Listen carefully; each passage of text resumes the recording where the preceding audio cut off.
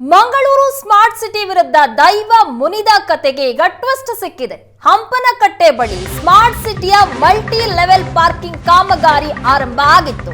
ಕಾಮಗಾರಿ ಆರಂಭ ಆಗ್ತಾ ಇದ್ದಂತೆ ದೈವ ತನ್ನ ಪವಾಡವನ್ನ ತೋರಿಸಿತ್ತು.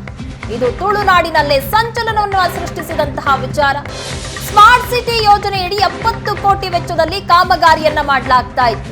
2021ರಲ್ಲಿ ಕಾಮಗಾರಿ ಆರಂಭ ಆದರೂ ಸಹ ಹಲವು ಅಡೆತಡೆಗಳುಂಟಾದವು. ಗಂಡಾಂತರ ಇದೆ, ಹೊಣೆಗಾರರನ್ನ ನೋಡಿಕೊಳ್ಳುವೆ ಅಂತ ಆಗ ದೈವ ಹೇಳಿತ್ತು. ಅವೈಜ್ಞಾನಿಕ ಕಾಮಗಾರಿಯಿಂದ ದೂರು ಕೊಟ್ಟಿದ್ರು ಸ್ಥಳೀಯರು. ದೈವಕ್ಕೆ ದೂರು ಕೊಟ್ಟ ಬೆನ್ನಲ್ಲೇ ಕಾಮಗಾರಿ ಸಹ ಸ್ಥಗಿತಗೊಂಡಿತ್ತು. ದೈವದ ಮಾತು ಮೀರಿ ಕಾಮಗಾರಿಯನ್ನ ಗುತ್ತಿಗೆದಾರ ಮುಂದುವರೆಸಿದ್ರು. ಆಗ ಇದು ಅವನ ನನ್ನ ಲೆಕ್ಕ, ಅವನು ಬರೆದಿದ್ರೆ ಲೆಕ್ಕ ನಾನು ಕೊಡ್ತೀನಿ ಅಂತ ದೈವ ಹೇಳಿತ್ತು. ಗುತ್ತಿಗೆದಾರನ ವಿರುದ್ಧ ಮುನಿಸಿಕೊಂಡಿದ್ದ ಗುಳಿಗ ದೈವ.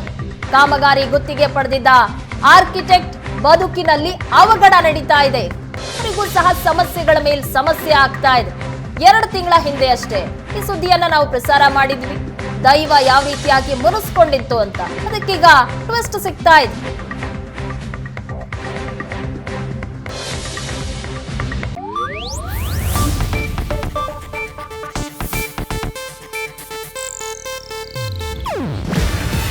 ಇದು ಏಷ್ಯಾನೆಟ್ ನ್ಯೂಸ್ ನೆಟ್ವರ್ಕ್ ಪ್ರಸ್ತುತಿ. ನೀವು ನೋಡ್ತಿದ್ದೀರಾ ಏಷ್ಯಾನೆಟ್ ಸುವರ್ಣ ನ್ಯೂಸ್.